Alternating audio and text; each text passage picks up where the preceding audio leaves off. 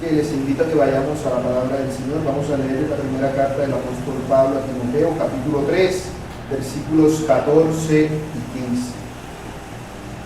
Dice así la palabra del Señor: esto te escribo, aunque tengo la esperanza de ir pronto a verte, para que si tardo, sepas cómo debes conducirte en la casa de Dios, que es la iglesia del Dios viviente, columna y baluarte de la verdad. Oremos, hermanos, para encomendarnos al Señor en el camino. Bendito Dios, Rey soberano, Señor supremo, en tu presencia estamos una vez más, Señor, regocijándonos, gozándonos en ti. Te pido, Señor, que tomes a este inútil siervo que soy yo, para que pueda exponer tu palabra de la mejor manera que pueda, Dios. Que seas tú guiándome, Señor, y que seas tú hablándole a tu iglesia esta mañana. No tomes en cuenta mis debilidades, Señor, ni las falencias de mi humanidad, sino que sea tu Espíritu Santo hablando a tu iglesia. Dirige cada palabra que salga de mi boca, Señor. No me permitas hablar impropiamente, sino como corresponde, Señor, a quien predica la palabra de Dios. Úsame, Señor, y te pido que hables a mis hermanos a través de tu palabra. Señor, quita todo sueño, todo cansancio, toda fatiga. Que no sea para nosotros un agobio, Señor, escuchar la predicación de tu palabra, sino que sea un anhelo hacerlo, Dios. Especialmente porque hoy es tu día tuyo, el día del Señor. Guárdanos de todo mal y de todo pecado. No permitan que nada nos distraiga, sino ayúdanos a estar centrados y concentrados en tu palabra. Gracias, Dios eterno, Rey del cielo. Gracias te damos en el nombre de Cristo Jesús, tu Hijo, nuestro Señor y Salvador. Amén.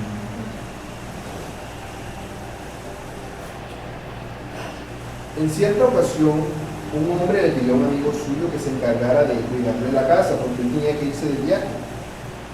Entonces el amigo llegó a la casa, como la casa del amigo que se la estaba encomendando, era una casa bastante agradable, grande, cómoda. Una casa, que uno dice, una casa ya lujosa.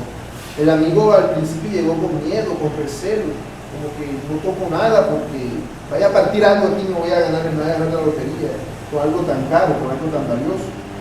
Pero a medida que fue pasando el tiempo, y como su amigo no venía, el dueño de la casa, este hombre fue cogiendo confianza. Entonces, como fue cogiendo confianza, ya empezó a sentir que esa casa era suya. Y como la casa era suya, él empezó a hacer en esa casa lo que él quería. Entonces venía, desordenaba todo, dejaba la ropa por el piso, la cocina era un chiquero. Todo lo hacía como él estaba acostumbrado a hacer, sin tomar en cuenta que esa no era su casa. Y cada día iba de más en peor. A veces simplemente ponía la música a cierto volumen, luego ya ponía alto volumen que los vecinos se escandalizaban, luego ya hacía fiestas y borracheras en aquella casa, y amanecían hasta el día siguiente allí, porque él ya se había creído que esa era su casa, porque su amigo cada vez había ido extendiendo sus vacaciones, sus negocios, perdón. Y este hombre se sentía que era su casa y estaba haciendo lo que a él le parecía. Cuando vuelta el dueño de aquella casa, ¿ustedes qué creen que le va a decir a su amigo? ¿Se pondrá a tomar ron con él? ¿Será que se tirará en el piso y se revolcará en el chiquero que él le hizo en la casa? No, claro que no, sino que hasta allí llegará su amistad. Y aquel hombre tendrá que pagarle hasta la última cosa que dañó en esa casa, porque no era su casa. Él solamente estaba allí cuidándola por un tiempo, pero el dueño de la casa era otro. Porque el que debía guardar la casa no debía adueñarse de ella, sino que era solamente un administrador. Pero él se las pasó del listo y hizo y deshizo a su gusto, porque era un falso amigo. Él solamente estaba con su amigo por conveniencia. Y eso es precisamente lo que Pablo quiere evitar que le pase a Timoteo. Por eso es que él le escribe esta carta a él y a todos los que se encuentran en la iglesia de Éfeso. Pues como ya les había mencionado desde predicaciones anteriores, hemos llegado a lo que es el punto central de la carta, o el propósito por el cual se escribió esta carta a Timoteo. Recordemos que cuando vimos la primera predicación de esta carta, les hablaba que Pablo había mandado a Timoteo como si Timoteo fuera su representante. Timoteo era en cierto sentido el apóstol de Pablo. Él representaba a Pablo en la congregación. Esto había ocurrido porque cuando Pablo llegó a Éfeso se encontró con que en Éfeso algunos se habían puesto a enseñar una doctrina diferente.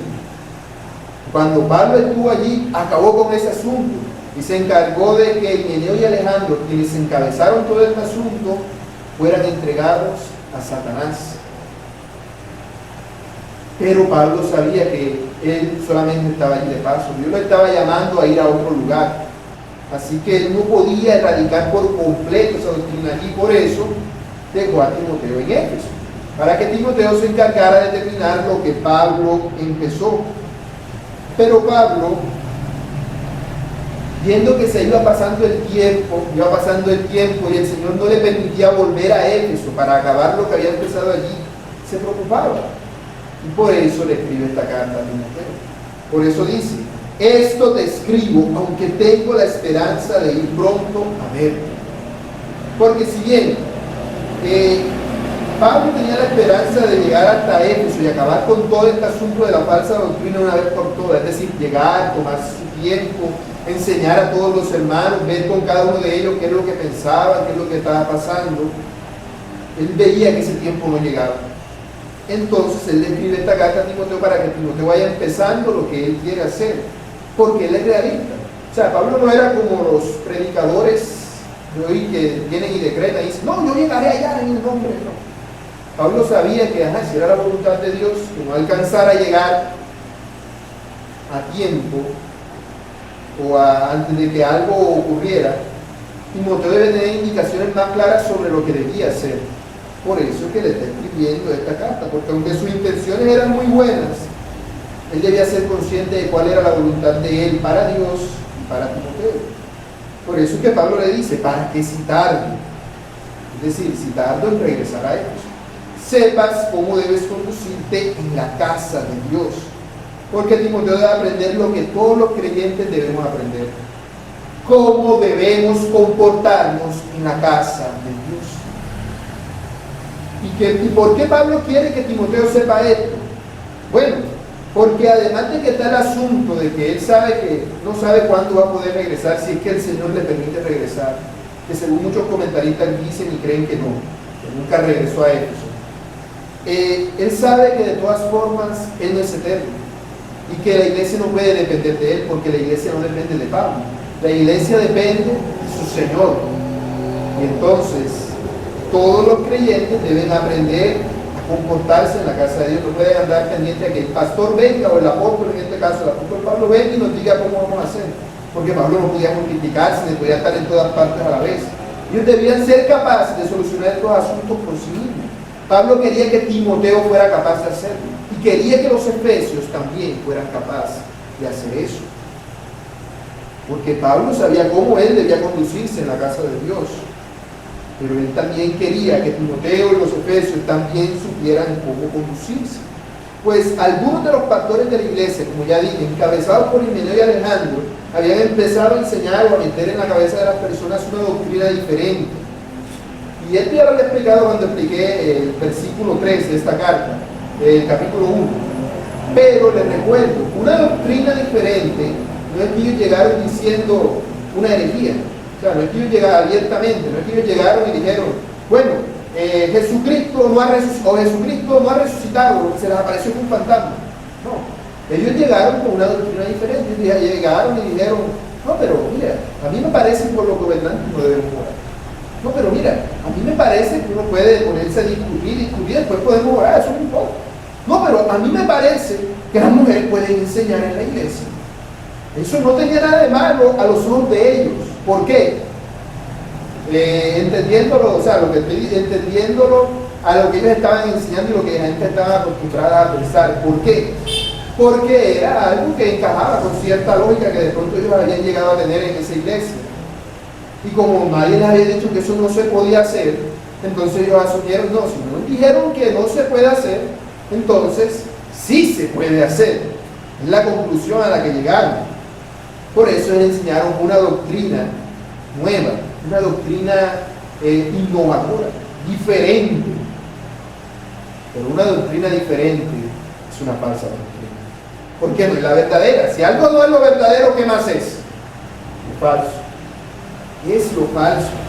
Y eso es lo que estaba pasando en Éfeso. ¿Y qué estaba pasando en Éfeso a causa de esto? Que los efesios, los creyentes de esa iglesia, no se estaban conduciendo como deberían hacerlo en la casa de Dios. Porque por andar buscando hacer lo que Dios no les mandaba, estaban descuidando lo que Dios sí les mandaba hacer. O sea que la cosa no solamente era mal, sino que iba de mal en peor.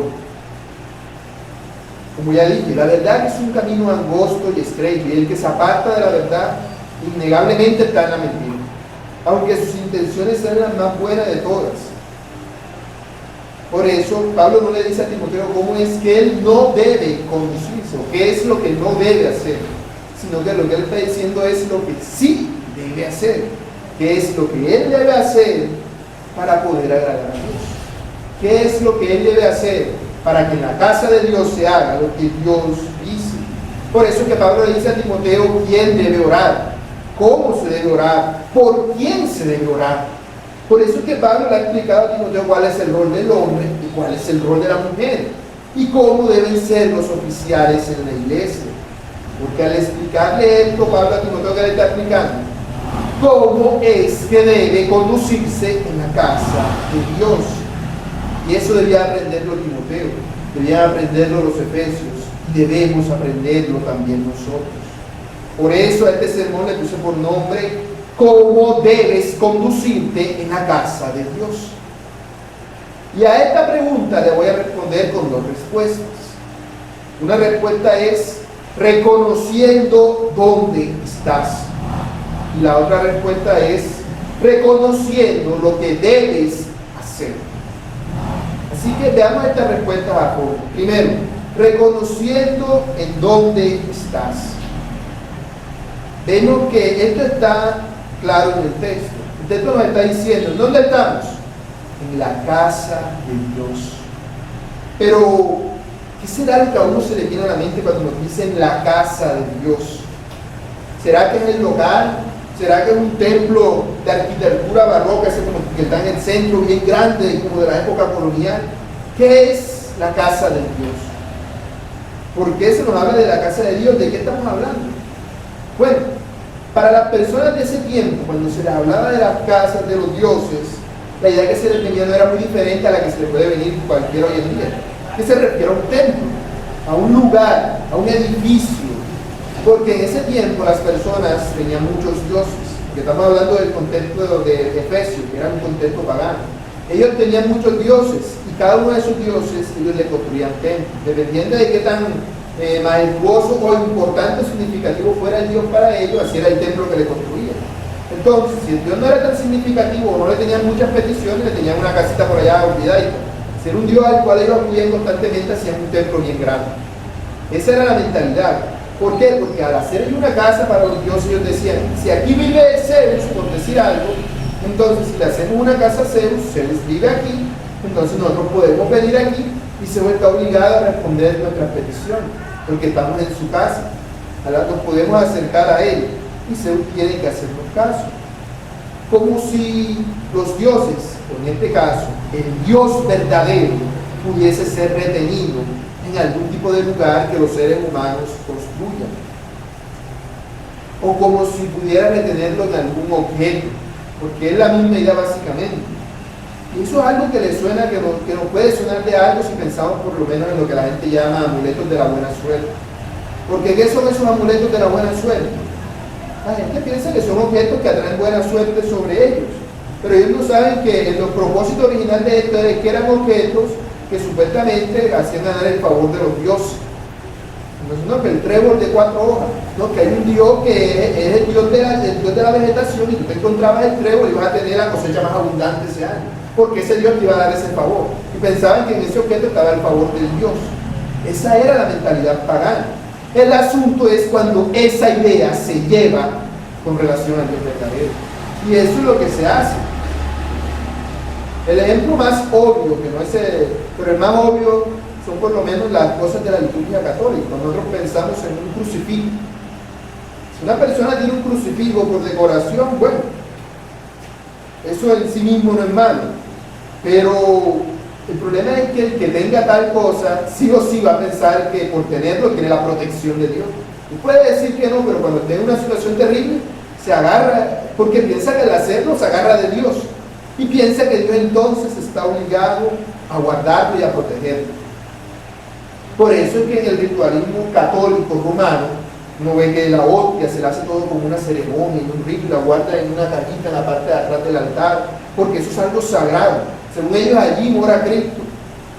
O por eso tienen ideas similares como las reliquias antiguas de la religión católica, como el Santo Grial.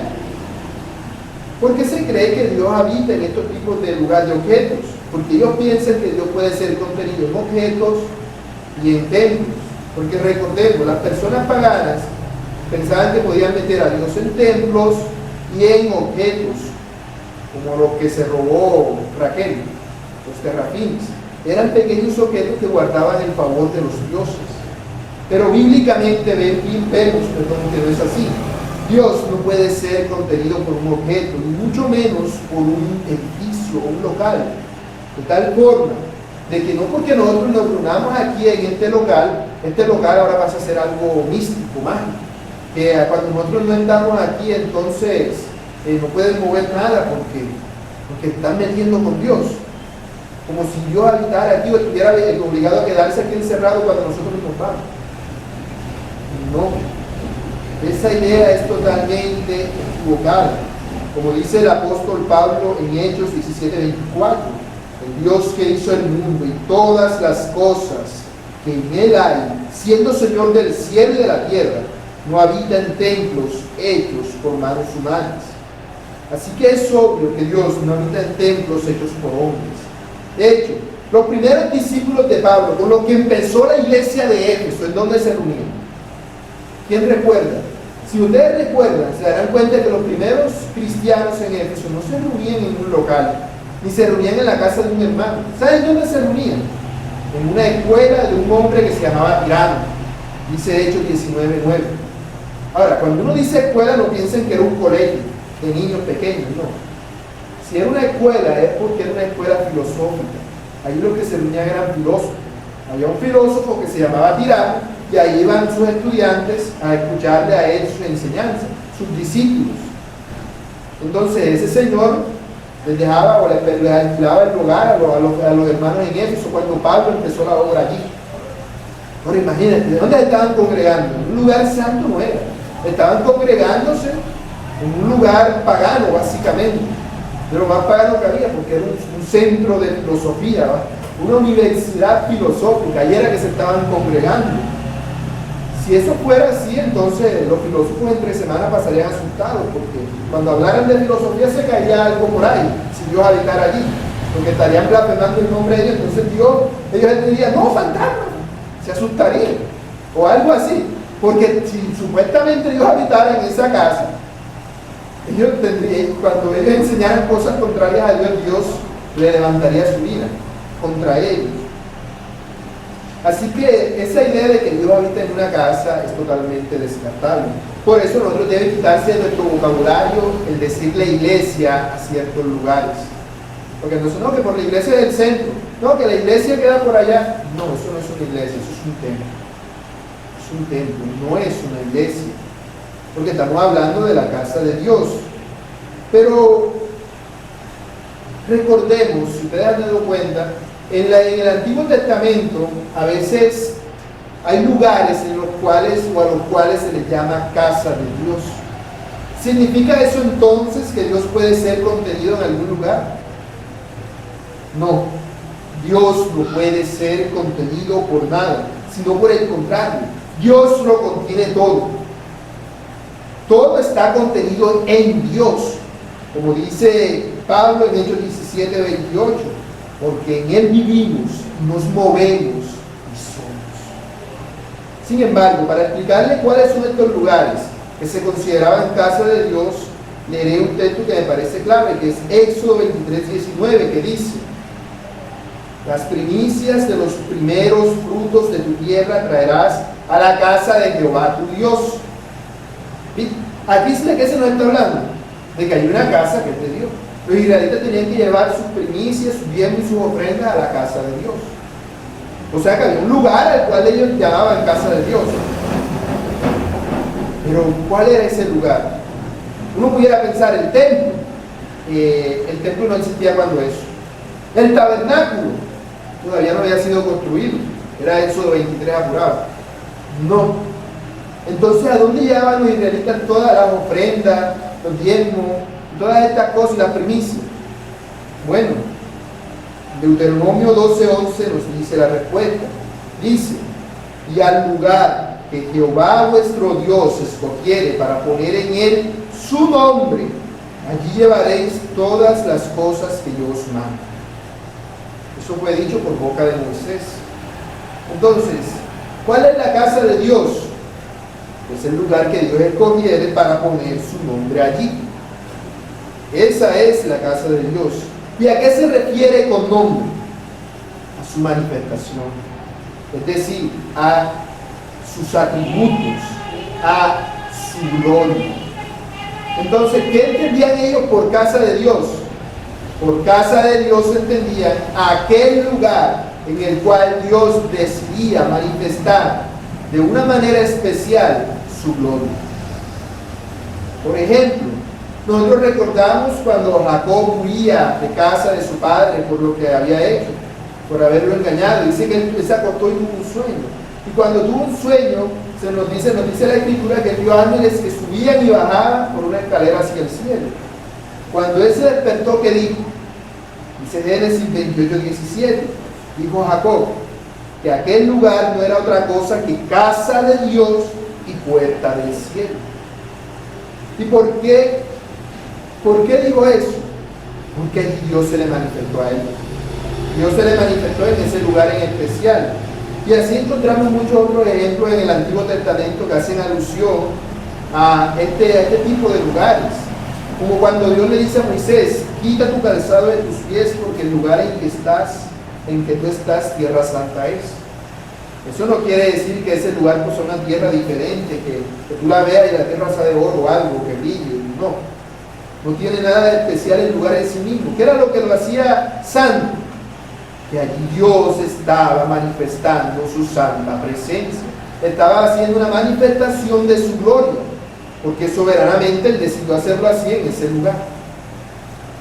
O sea que Dios es el que santifica el lugar. Y un ejemplo más concreto de esto lo tenemos en Primera de Reyes, capítulo 8, versículo del 10 al 11, que dice: y cuando los sacerdotes salieron del santuario, la nube llenó la casa de Jehová, y los sacerdotes no pudieron permanecer para ministrar por causa de la nube, porque la gloria de Jehová había llenado la casa de Jehová. El templo de Salomón era un lugar consagrado a Dios, no porque Dios habitara en él, porque Dios no habitó allí, sino porque Dios decidió colocar una manifestación de su gloria de una manera especial sobre aquel lugar. Y cuando aquel templo fue destruido, entonces no quiere decir que destruyeron la casa de Dios, no, sino que a causa de los pecados de Israel que había pasado, que Dios había dejado de manifestar su gloria de manera especial en ese lugar. Así que no destruyeron la casa de Dios, sino que lo que destruyeron fue un templo hecho por seres humanos. Eso fue lo que los enemigos de Israel destruyeron. Pero si ellos destruyeron el templo de Salomón, que era la casa de Dios, entonces, ¿cuál viene a ser la casa de Dios ahora? Para saber esto no debemos pensar en la casa que hizo Moisés o en la casa que hizo Salomón, porque todas esas casas que eran símbolos, sombras que apuntaban a una casa mayor o mejor o verdadera. ¿Cuál es esa casa? La casa que hizo Cristo. Por eso los invito a que vayamos a Hebreos capítulo 3 y leamos los versos del 4 al 6.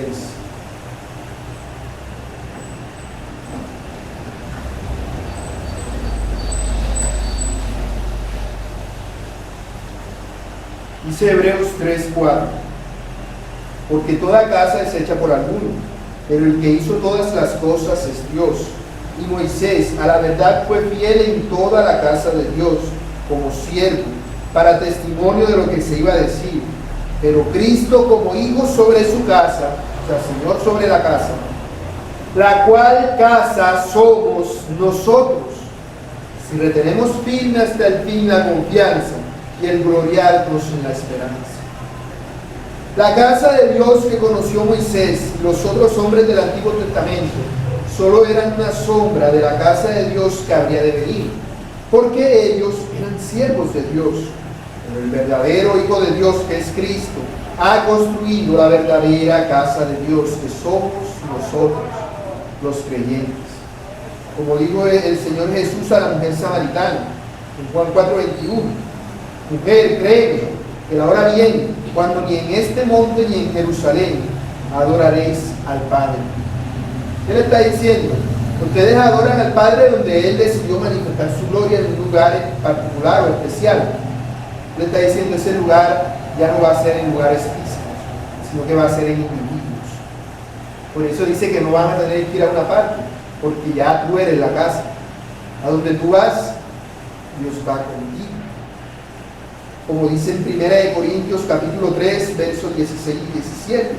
¿No sabéis que sois templo de Dios y que el Espíritu de Dios mora en vosotros?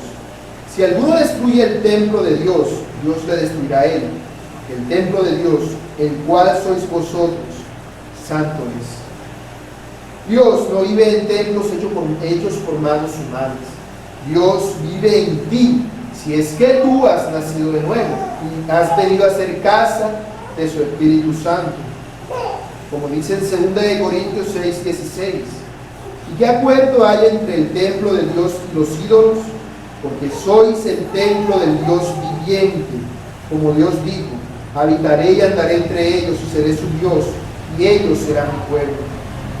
Todos nosotros los creyentes somos morada de Dios en el Espíritu, porque su Espíritu Santo vive en nosotros, de tal forma que nosotros hemos venido a ser aquel lugar en el cual Dios ha decidido manifestar de una manera especial su gloria. Porque cuando nosotros no teníamos Espíritu Santo, ¿dónde nos encontrábamos? Destituidos de la gloria de Dios.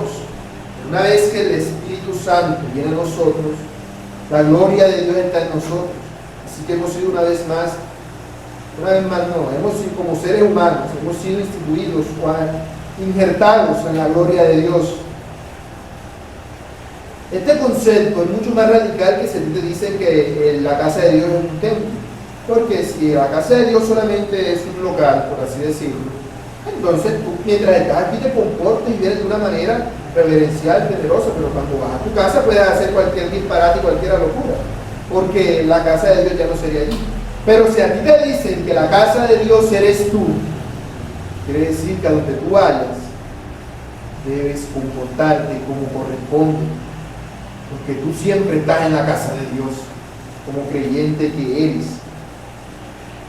Y notemos que en todos estos casos que he citado, aunque se nos da a entender que cada uno de nosotros es el templo de Dios, todos los templos están en plural, lo que quiere decir que cada uno de nosotros es un templo de Dios, pero todos nosotros en conjunto somos el templo de Dios, somos la casa de Dios, como dice en Efesios 2:19. Así que ya no sois extranjeros ni advenedizos, sino conciudadanos de los santos, miembros de la familia de Dios, edificados sobre el fundamento de los apóstoles y profetas, siendo la principal piedra del ángulo Jesucristo mismo, en quien todo el edificio bien coordinado va creciendo para ser un templo santo en el Señor, en quien vosotros también sois juntamente edificados para morada de Dios en el Espíritu. Vemos que aquí se usa la metáfora del templo, como si cada uno de nosotros fuese un bloque para construir el templo. De manera que somos pequeñas casas de Dios que todas juntas conforman la casa de Dios. Conforman la casa de Dios. Pero Pablo va más allá, porque la metáfora que habla en Efesios no solamente se refiere al templo, sino que nos dice que nosotros somos miembros de la familia de Dios. Y esta es la forma más apropiada para nosotros entender lo que significa ser casa de Dios. Porque así es como Pablo utiliza este concepto a lo largo de este capítulo 3 de Timoteo. Pues dice en el versículo 4 y en el versículo 12, que tanto el pastor como el diácono deben saber gobernar bien su casa.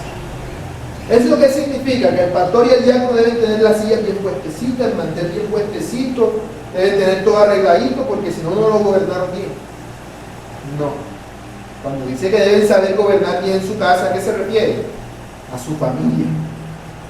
A su familia. Entonces debemos entender eso. Nosotros como familia de Dios somos casa de Dios. Esa es la idea que sí se transmite en este pasaje. Y se nos dice que la casa de Dios es la iglesia de Dios viviente. La palabra iglesia viene de la palabra griega eclesia, que quiere decir los llamados fuera.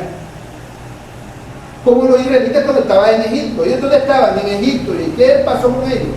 Fueron llamados fuera de Egipto para que pudieran adorar y dar gloria a su Dios.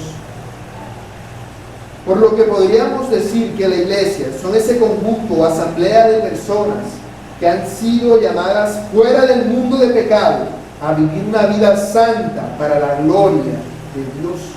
Porque la gloria de Dios ahora es manifestada de una manera especial a través de nosotros. Y podríamos decir entonces que todos nosotros somos casa de Dios cuando de manera especial, es decir, Dios manifiesta su gloria de una manera especial, cuando nosotros como casa de Dios nos reunimos como iglesia, todos juntos, porque somos su pueblo, somos la familia de Dios. Y una familia no es menos familia porque solo tenga 2 o 3 personas, ¿no? Porque el Señor Jesús dice, porque donde están 2 o 3 congregados, reunidos, en mi nombre, allí estoy yo en medio de ellos. Y esto hablando de la disciplina, pero de la disciplina ¿dónde? La iglesia. La iglesia, es decir, 2 o 3 ya son iglesia, porque están reunidos en su nombre para darle gloria a Él. Estar congregados o reunidos en su nombre, ¿con qué tiene que ver? Con tener contacto, cercanía y comunión los unos con los otros y con Dios. Porque cuando nosotros nos reunimos como iglesia para adorarle, ¿qué hace Dios? Él manifiesta su gloria de una manera especial. Él manifiesta su gloria. Ya sea que nos reunamos en este local o a campo abierto, allá debajo de un gran árbol. Vamos a donde hay un árbol, nos ponemos allí. Ahí está la presencia de Dios de una manera especial, porque está congregada su iglesia. Mientras está congregada su iglesia, porque cada uno de nosotros es casa de Dios. Y es de recalcar el uso de la palabra su, porque nos dice que no es nuestra iglesia, sino que es la iglesia del Dios viviente. Eso quiere decir que la iglesia, ¿a quién le pertenece? Al pastor. La iglesia le pertenece a Dios. Él es el Señor de la casa, que sabe gobernar bien su propia casa. Es decir, Él sabe gobernar bien a su familia, la cual somos nosotros. Y es esencial entender esto. La iglesia le pertenece a Dios, pero notemos la expresión que usa Pablo, el Dios viviente. Esta expresión que usada por Josué en Josué 3:10, que dice: en esto conoceréis que el Dios viviente está en medio de vosotros, y que Él echará de delante de vosotros al cananeo, al eteo, al leveo, al fereceo, al gergeseo, al amorreo y al jebuseo. ¿En qué? En que esos dioses que ellos tienen son falsos, son meras estatuas que ellos mismos hicieron, pero el Dios viviente, el Dios que de verdad que nos escucha, que de verdad actúa, que controla todas las cosas, es el que está en medio de nosotros. Otro ejemplo lo tenemos en 1 Samuel 17:26, en donde David dice: ¿qué harán al hombre que venciere a este filisteo y quitare el oprobio de Israel? Porque ¿quién es este filisteo incircunciso para que provoque a los escuadrones del Dios viviente? En ambos casos se nos habla de lo mismo, un contraste entre pueblos paganos que sirven a dioses muertos, porque son unos muñecos que ellos hicieron, y el pueblo de Dios que sirve al Dios viviente, un Dios que existe y que es. Así que nuestro Dios, hermanos, es un Dios vivo, y por ende él gobierna bien su propia casa y lo hace de una manera perfecta. Pero él ejerce este gobierno en las iglesias locales a través de administradores, hombres fieles que representan su carácter y su servicio irreprensible. Pero ¿será que los que solo administran la casa podrán hacer con la casa lo que les plazca? ¿Podrán hacer una fiesta o ponerse a meter cualquier tipo de idea innovadora que vean en el mundo? No. Porque ellos representan a Dios, no son Dios. No pueden tomar las decisiones que solamente le conciernen a Dios. No venga y sea que nos pase como aquellos hombres de la parábola que leyó el hermano mientras presidía, que dice de un hombre, cierto, que se fue lejos, que plantó una viña, la arrendó unos labradores y se fue, y los labradores se adueñaron de aquella viña. ¿Y qué pasó con esa viña? No se la querían devolver al dueño, le mandó siervos, no lo regresaron, y cuando mandó a su propio hijo, lo mataron. ¿Por qué? Porque se creían los dueños de la viña. Esta parábola se la dice el Señor con relación a los escribas y fariseos que se creían los dueños de la casa de Dios. Por eso el Señor les dice: ¿qué pues le hará el Señor de la viña? Vendrá y destruirá a estos labradores y dará su viña a otros. Cuando ellos oyeron esto, dijeron: Dios nos libre. Obviamente, ese es el peor caso posible, todo lo que ahí se describe, porque imagínate, matan a los siervos de Dios. Pero démonos cuenta que estos labradores no se empezaron a creer los dueños de la viña de un día para otro. Porque lo que pasa es que, como se fue electo su Señor, con el paso del tiempo, cosita a cosita, fueron adueñándose de la viña. Dijeron: bueno, a mí me gusta que las uvas estas acá, a mí las uvas Isabela, a mí que nosotros acá queremos plantar un viñedo que se tienda en esta dirección. Empezaron a hacer con la viña lo que a ellos les parecía, pequeños cambios. Pero si esos pequeños cambios se van acumulando, ya es otra cosa totalmente diferente. Eso fue lo que les pasó. Dios nos libre a nosotros de hacer algo así con la casa de Dios. Porque para que eso no ocurra, nosotros debemos tener presente siempre eso: la casa es de Dios, no nos pertenece a nosotros, de manera que no podemos traer innovadoras ideas a la iglesia y decir: bueno, pero a mí me parece que si unas muchachas vienen y danzan aquí, eso ayuda a relajar la emoción. O si la prédica está aburrida y si le ponemos musiquita de fondo para que se escuche más bonito.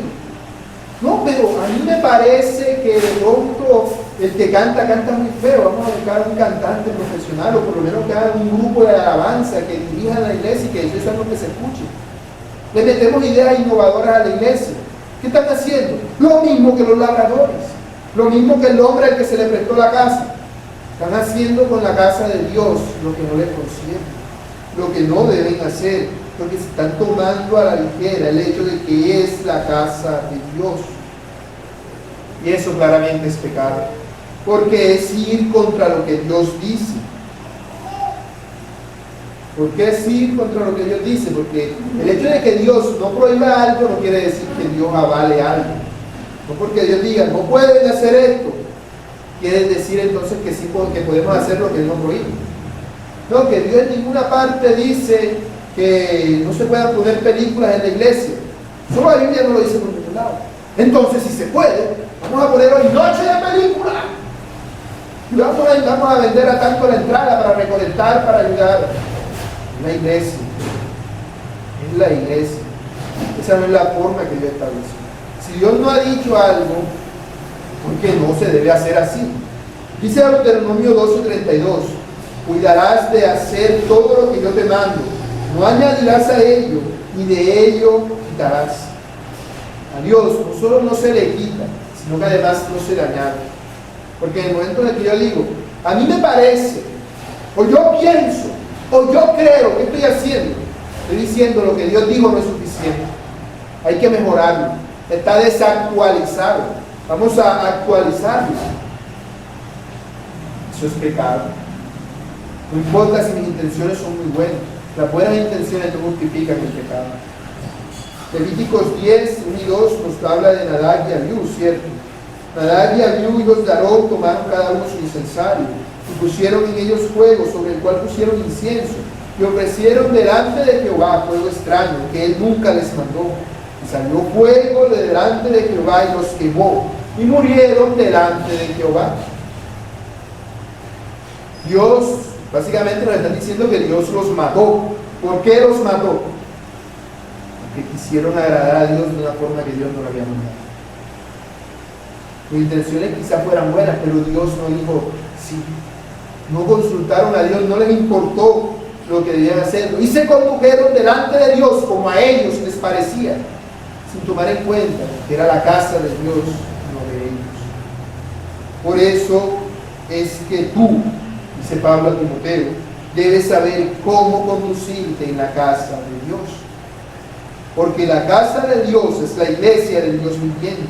No es la casa de un diosecillo de esos que vienen y guindan, le ponen arriba de una pared allí, le ponen una florecita y le prenden una peladora.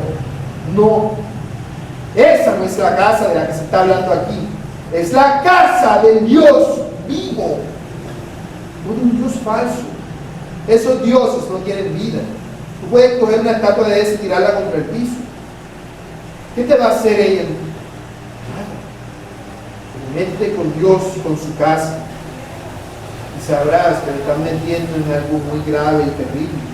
Como dice Hebreos 10:31, horrenda cosa es caer en manos del Dios vivo.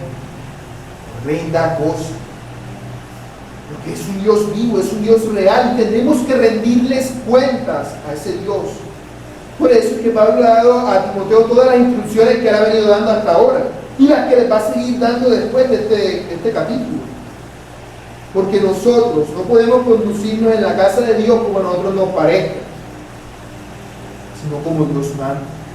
Por eso debemos saber cómo debemos conducirnos en la casa de Dios.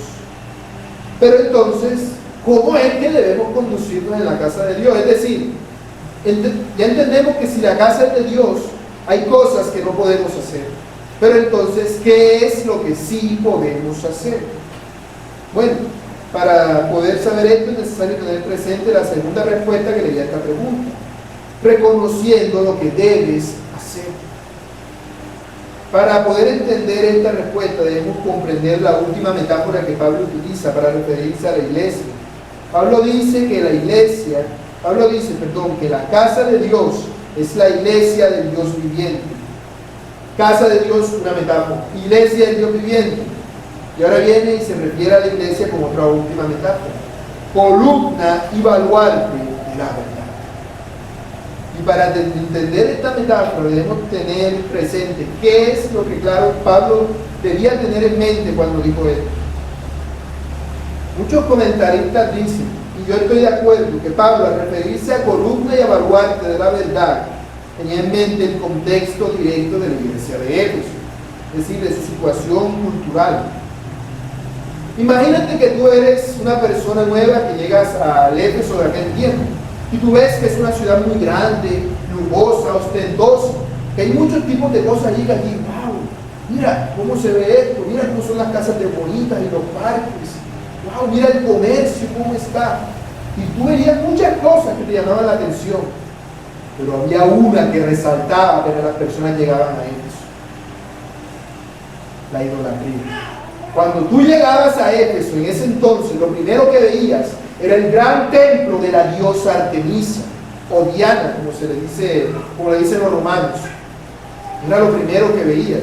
Esa era una de las 7 maravillas del mundo antiguo. Una cosa que tú la veías y eso era gigantesco. Desde lejos podías verlo. Podías ver sus inmensas columnas y el techo que tenía en la parte alta, sin importar que todavía no hubieses llegado a la ciudad, ya podías verlo, porque era algo imponente, algo que las personas se maravillaban apenas lo veían. Dice el comentarista William Berkeley, una de sus características, hablando del templo de Diana, eran sus columnas. Contenía 127 columnas, cada una de ellas el regalo de un rey. Todas estaban hechas de mármol y algunas estaban adornadas con joyas y cubiertas con oro. Según otro comentarista, cada una de sus columnas Era el tributo del rey que le había donado.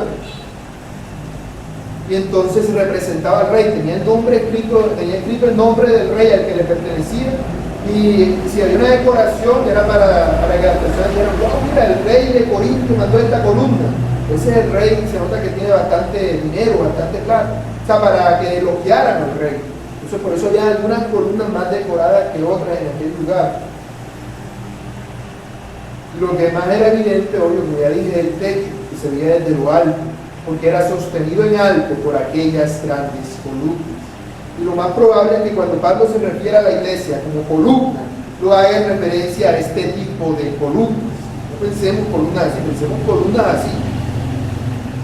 Que esas columnas, así como sostienen y hacen visible desde lejos el techo de aquel gran templo, así la iglesia sostiene en alto y haga visible la verdad, entendiéndonos a cada uno de nosotros como si fuésemos una columna que sostiene en alto la verdad. Esto tiene mucho sentido si leemos, por ejemplo, lo que dice el Señor en Apocalipsis 3:12. Vayamos ahí un momento. Apocalipsis 3:12.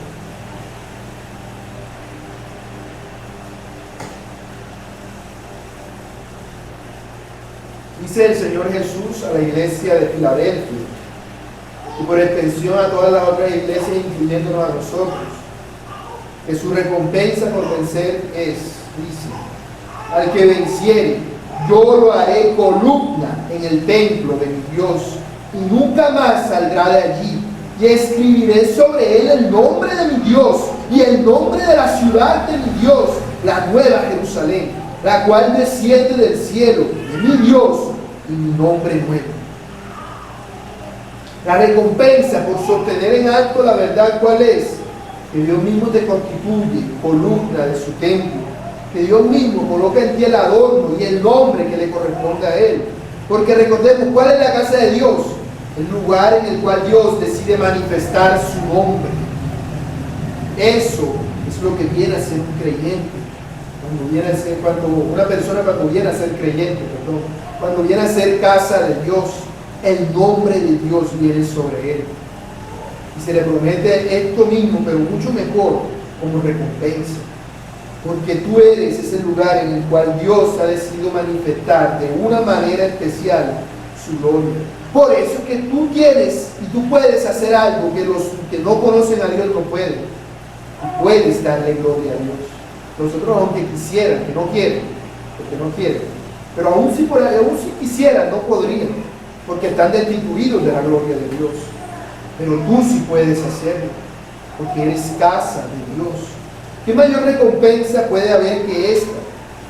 Pero el asunto aquí es que Pablo no solamente se refiere a la iglesia como una columna, sino también como baluarte de la verdad.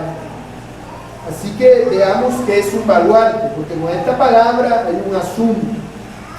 Si bien esta palabra puede significar fortaleza, fortificación, una muralla o una torre, esos son significados más modernos de la palabra. En realidad, la palabra en el original griego, que la Biblia de la Reina Valera traduce como baluarte, es el idioma, que básicamente significa soporte, base o fundamento. Eso es lo que significa. Por eso muchas otras versiones y traducciones de la Biblia traducen este versículo diciendo: la iglesia del Dios viviente, columna y fundamento de la verdad. Por lo que algo así sería la traducción más correcta. Sin embargo, esta traducción es un poco más tergiversable, o por lo menos lo ha sido para la iglesia católica romana, porque ella ha usado esta forma de traducir este texto entonces para decir que la iglesia es el fundamento de la verdad. Entonces ellos dicen: la iglesia es el fundamento de la verdad. ¿De dónde sale la verdad? De la iglesia. O sea, según la iglesia católica romana, tergiversando este versículo, la verdad se origina en la iglesia. Por eso ellos dicen: no, tenemos la verdad, pero además de la verdad tenemos la iglesia, además de la iglesia tenemos al cabeza de la iglesia local, en este caso sería el Papa.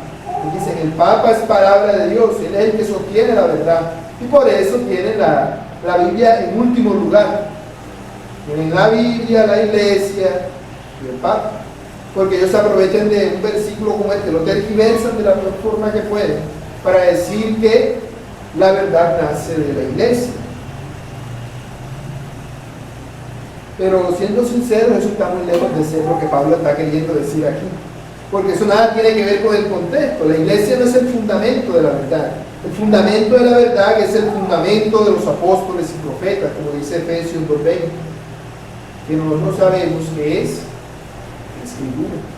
Además, si la iglesia fuera el fundamento de la verdad, entonces, ¿qué pasaría con la verdad si la iglesia dejara de ser? Porque la iglesia universal no va a ser destruida, las puertas del Hades no prevalecerán contra ella, pero la iglesia local sí. Aquí colocan una bomba y nos matan a todos y hasta aquí llegó la iglesia local de aquí. Pero la iglesia de Cristo va a seguir siendo iglesia de Cristo. ¿Y qué pasaría entonces si fuéramos la única iglesia y nos mataran? Hasta allí llegó la verdad. No. Si fuera así, si no hubiese existido la reforma protestante, porque ellos dicen, en base a eso que hicieron, como querían guardar la verdad, cogieron la verdad, la pusieron una cadena y la mandaron en un cuarto oscuro por allá, para que nadie la leyera. Y entonces así estaban guardando la verdad y estaban siendo columna y fundamento de la verdad, según ellos. Porque tenían la verdad escondida para que nadie la viera, ni la leyera, ni la conociera, ni la comprendiera. Eso era lo que ellos pretendían hacer con eso. Pero vemos que eso no es el asunto. De hecho, si fuera así, entonces nosotros nos daríamos cuenta que no estaríamos aquí ahora, porque todavía la iglesia católica, apostólica y romana dominaría a todo el mundo, como lo hacía en ese entonces. Pero precisamente porque no depende de la iglesia, sino que la verdad es la que da luz a la iglesia. Como esa iglesia se apartó de la verdad, ¿qué pasó? Que de la verdad surgió otra iglesia, por así decirlo. Más bien, surgió la verdadera iglesia, que había estado oculta, porque ellos habían escondido la verdad. Por lo cual vemos que el versículo no quiere decir que la iglesia sea la madre de la verdad, sino todo lo contrario, que la verdad es la madre de la iglesia, y que la iglesia lo que hace es que deja en alto la verdad, porque eso es lo que está diciendo. La iglesia deja en alto la verdad. Eso lo hace porque tergiversan este versículo de esa forma. Por lo que una traducción más acertada para evitar confusiones aquí sería la que encontramos en la Biblia de las Américas, que dice que la iglesia del Dios viviente columna y sostén de la verdad. Las columnas era solamente la estructura cilíndrica, pero el sostén era como una cosita que le colocaba en el pie, como un pie, y una cosita también arriba, como un techito a la columna. Ese era el sostén. Entonces la columna y el sostén juntos sostenían el techo del templo. Por lo que no se debería ver el versículo como dos palabras diferentes, o sea, como si columna fuera una cosa y baluarte fuera otra, sino que son parte de lo mismo. No son dos cosas diferentes que cada una apunte a algo diferente, sino que son dos cosas diferentes que juntas apuntan a lo mismo, que cumplen la misma función. Porque así es la iglesia. La iglesia, ¿cómo está compuesta? Por creyentes, que somos personas diferentes, pero cada uno de nosotros cumple una función diferente. Todos juntos cumplimos la misma función. Todos somos diferentes y todos juntos cumplimos la misma función. ¿Cuál es esa función? Sostener en alto la verdad, exaltar la verdad, guardar la verdad. Lo que nos lleva a la pregunta obvia: ¿qué es la verdad? Esta misma pregunta fue la que le hizo Pilatos al Señor Jesús mientras lo interrogaba, y que debemos hacerlo nosotros también si es que queremos dejar en alto la verdad. Por todo lo que hemos visto, solo dejando en alto la verdad es que nosotros podemos conducirnos correctamente en la casa de Dios. La respuesta entonces a qué es la verdad es sencilla. ¿Qué es la verdad? La verdad que es Cristo. Cristo es el camino, la verdad y la vida. Él es la verdad. Pero esa es una respuesta fácil. Para tener más claridad sobre esto, los invito, y les invito a que vayamos a un texto que me parece paralelo a él, Mateo capítulo 28, versículos 19 y 20, y veamos lo que el Señor Jesús dice que debe hacer la iglesia.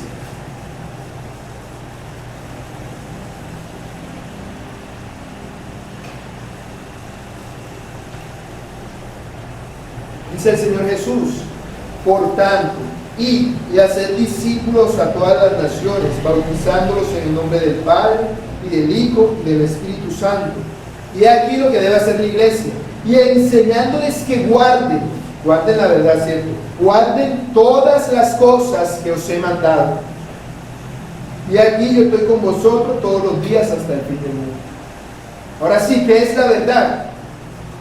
Todas las cosas que el Señor Jesús nos ha mandado. Eso es la verdad, porque Él es la verdad. Por eso todo lo que la verdad nos manda es la verdad. Por eso dice a sus discípulos que deben enseñarle la verdad a otros discípulos para que la verdad se mantenga.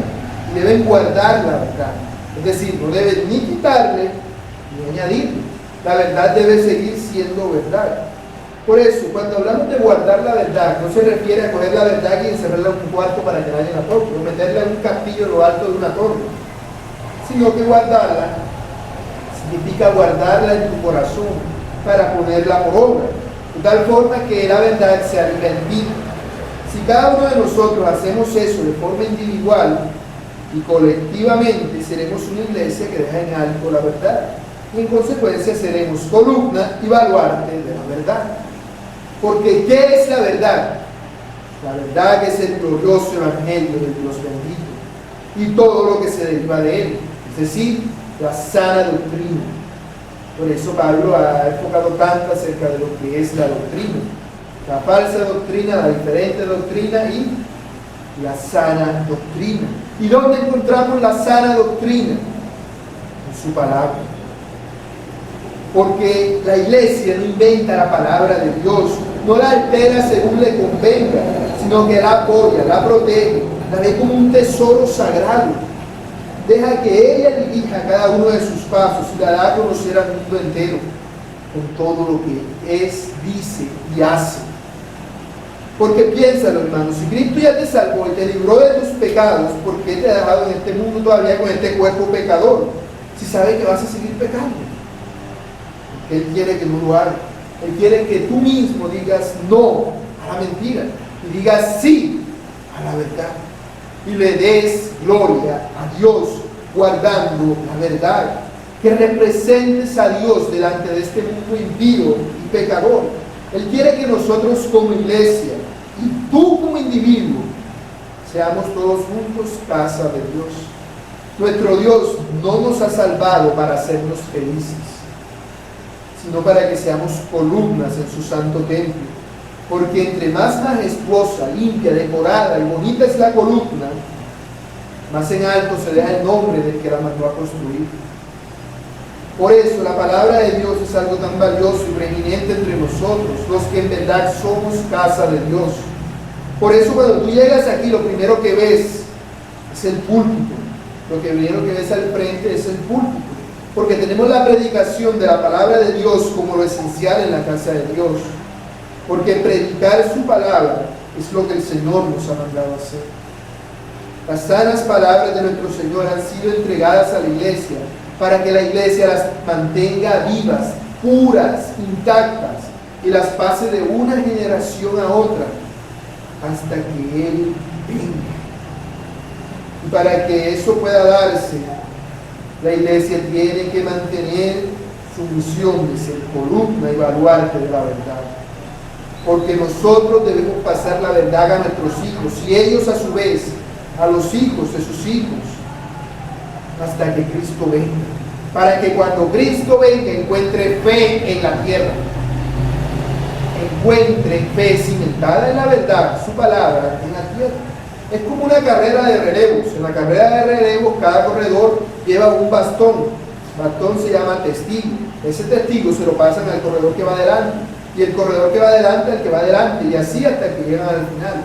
Así cada uno de nosotros, cada generación de la iglesia va manteniendo pura la verdad. Debe ir manteniendo pura la verdad y pasarla a la siguiente generación.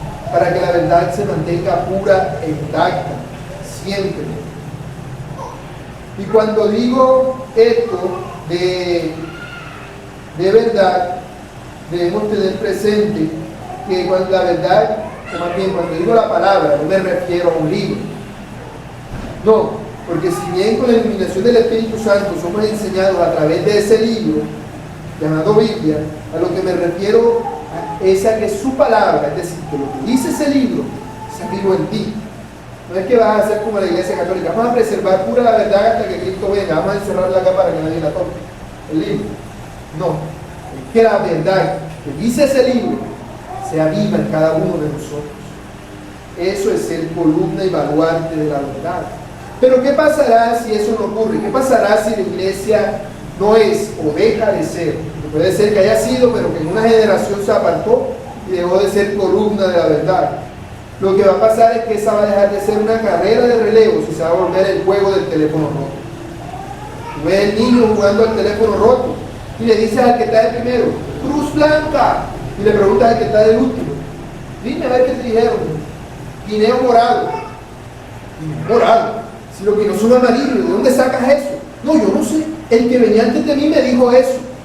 Eso fue lo que le pasaron a él, eso fue lo que se le dijo. El asunto, hermanos, es que la iglesia no es un juego, ni mucho menos la verdad. La iglesia es la casa de Dios. Y los que enseñan la verdad representan a Dios. Pero si ya no digo la verdad, lo que va a pasar es que la verdad va a dejar de ser la verdad y va a pasar a ser mi verdad. Es decir, va a empezar a ser lo que a mí me parece, lo que yo quiero. Y a alguno le dio por hacer la maldad de los pelaites de decir guineo blanco, y el otro por acá, no, que es morado. ¿De dónde salió eso? Ni sabe. Pero ya no es lo que vino al principio. Ya no es lo que pasó. Eso es algo terrible, muy terrible. Piense que el Señor Jesús, ¿cómo enseñaba Él? ¿Cómo evangelizaba? Él evangelizaba diciendo, arrepentíos porque el reino de los cielos se ha acercado. Y hoy en día, ¿cómo se evangeliza en la mayoría de las iglesias? Cristo te ama y tiene un plan maravilloso para ti. Esa no es la verdad. Eso en algún momento salieron con otra cosa e inventaron otro cuento. Ese no es el mensaje del Señor. Eso no fue lo que Él nos mandó. Claro, el Señor Jesús decía, no os hagáis tesoros en la tierra. ¿Y qué le dicen ahora? Siembra, siembra, pacta, para que el Señor te multiplique y sea inmensamente rico aquí en la tierra como yo. Eso no es la verdad. Esa no fue la verdad que el Señor Jesús dejó aquí en la tierra. No, eso es lamentablemente lo que muchos cristianos, o que se creen cristianos, y algunos otros que por ahí puede haber que sí lo son, piensan, pero esos son herejías. Y si tú les preguntas a ellos, ¿qué te responden? ¿Por qué dices tú eso de que debemos sembrar? No, que el pastor me dijo. Eso es lo mismo que dice el peladito del juego del teléfono roto. El otro me dijo, porque él no investiga, él no indaga, a él no le interesa. Él no está siendo columna y baluarte de la verdad. Eso es lo que está pasando. ¿Y por qué ocurre esto? Porque la iglesia no está cumpliendo su función. La iglesia son los que son llamados fuera del mundo. ¿Y qué está pasando? Que la iglesia está metiendo al mundo dentro de ella. En esa iglesia Dios no manifiesta su gloria de una manera especial. Por eso Satanás puede meterse allí, aunque ellos mienten a Dios, y darles poder. Si es que en realidad ocurre algo milagroso, por así decirlo, que en realidad no es milagro, es una apariencia de milagro, es un poder engañoso que Dios permite para que no crean a la verdad, porque despreciaron la verdad. Eso es lo que está pasando. De tal forma que estas iglesias se miran tanto así y se desprenden tanto de la verdad que ni siquiera quieren que les digan iglesias. Ahora se dicen centros. El centro tal y cual y cual. Pero iglesia no, porque saben que no son iglesia. No lo son. Y esto es algo tan terrible, hermanos, que antes ser cristiano era ser sinónimo de alguien temeroso de Dios, alguien que era una persona seria. En la actualidad ser cristiano es sinónimo de ser alguien bobo que se deja manipular por otras personas, porque esa es la imagen que están proyectando al mundo. Antes, cuando tú invitabas a una persona no cristiana a la iglesia, si ésta no quería ir, era porque sabía que ya le iban a decir la palabra de Dios y no quería escucharla. Pero ahora no quieren ir porque saben que allá le van a sacar plata, porque han tergiversado lo que es la iglesia. Porque lamentablemente esa es la imagen que muchas iglesias proyectan actualmente, porque esas iglesias no son iglesias, porque no son ni columna ni baluarte de la verdad. La mayoría de esas iglesias no son iglesias que le den gloria a Dios, no son esa columna que uno ve bella y hermosa. Quizás en algún tiempo, en una generación pasada, sí lo eran. Quizás en alguna generación pasada sí eran iglesias temerosas de Dios, pero ya no lo son. De manera que si son columnas, no son una columna que sostiene el techo, sino una columna que se partió y está ahí toda maluca, vieja y olvidada. Delante de Dios es así. Por eso él llama a la iglesia que se crea rica y le dice: ustedes son unos desnudos, ciegos, y se refiere a ellos como que no tienen nada, cuando piensan que lo tienen todo, porque han despreciado la verdad.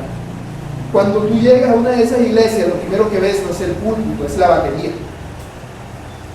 Cuando tú llegas y escuchas lo que dicen, te vas a dar cuenta que no enseñan la palabra de Dios, sino que se ponen a darte profecías que contradicen la palabra de Dios, muchas de ellas.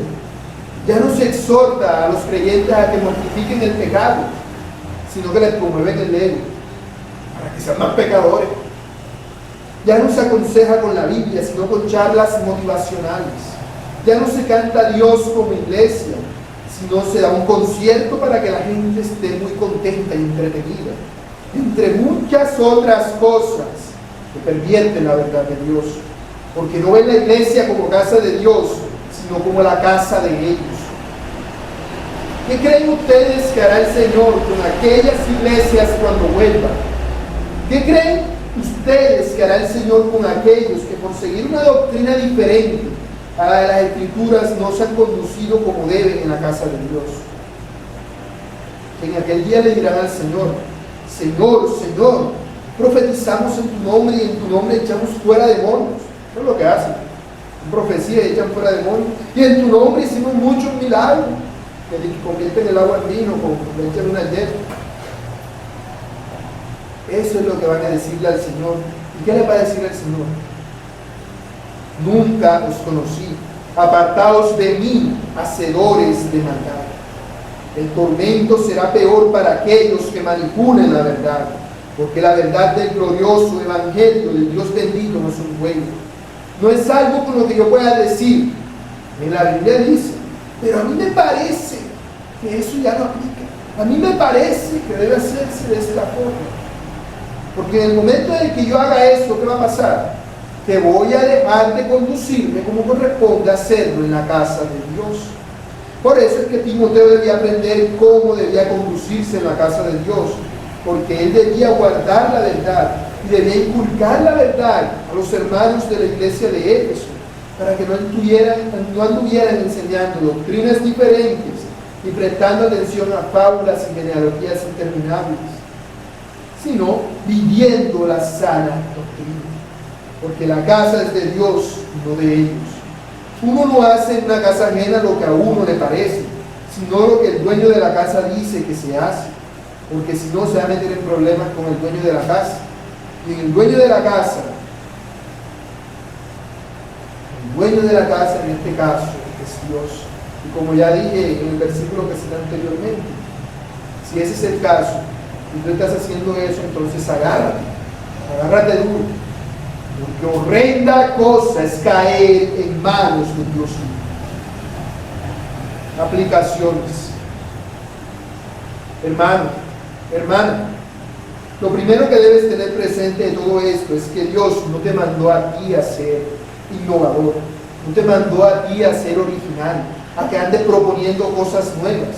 Dios te mandó a que seas fiel, de tal forma que no le hagas una fiesta sorpresa a Dios diciéndole: ay, yo no sabía si te gustaba, pero te hice aquí un concierto.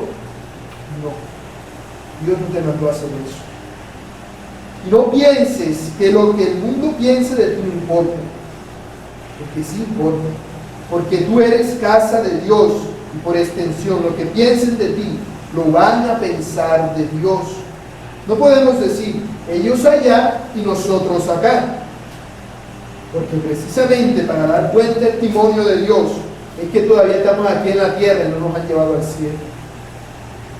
Debemos anunciar claramente todo el consejo de Dios, pero también debemos denunciar la mentira, como Pablo, que no tuvo reparos en decir que Meneo y Alejandro se habían olvidado de la verdad y la habían dejado atrás. Porque ¿cuántos verdaderos creyentes hay en este momento sufriendo a causa de una falsa doctrina, viviendo vidas infelices, que quieren luchar contra el pecado y no saben ni cómo, ni qué hacer, y que se ponen a enseñarles y a hablarles de otras cosas. Les dicen lo que no deben buscar, en vez de decirles lo que deben buscar. Los alimentan con lo que no es alimento. Por eso nosotros no podemos quedarnos callados, no podemos descuidar la verdad, sino mantenerla en alto, guardándola, siendo columna y baluarte de la verdad. No pensemos que porque somos pocos no podemos hacer nada, porque el poder de Dios se perfecciona en la debilidad. El poder de la iglesia no está en los números, sino en ser una iglesia que milita en pos de la verdad.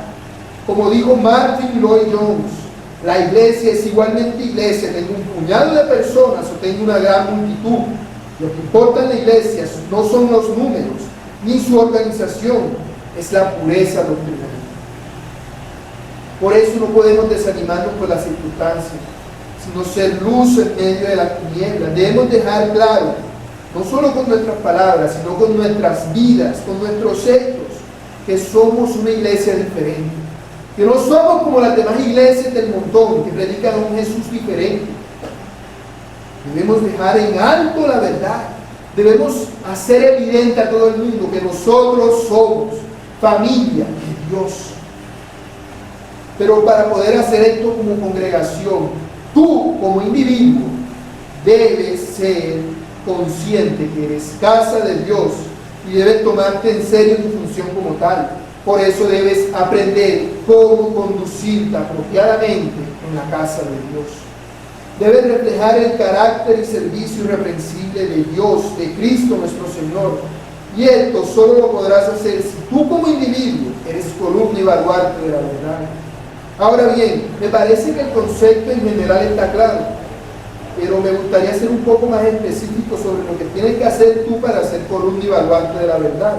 Por eso me gustaría decirte que en sí, lo que quiere decir es que debes vivir la palabra de Dios, debes guardarla con todo su corazón.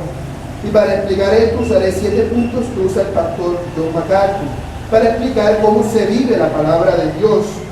Y sería bueno que los que tomen nota, porque en las aplicaciones es cuando más hay que tomar notas, porque es donde vemos lo que vamos a hacer nosotros.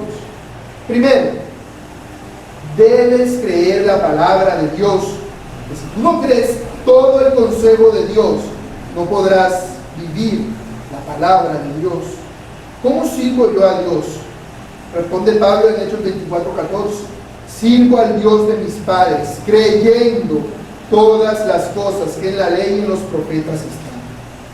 Segundo, debes memorizar la palabra de Dios para poder tenerla a tu alcance todo el tiempo.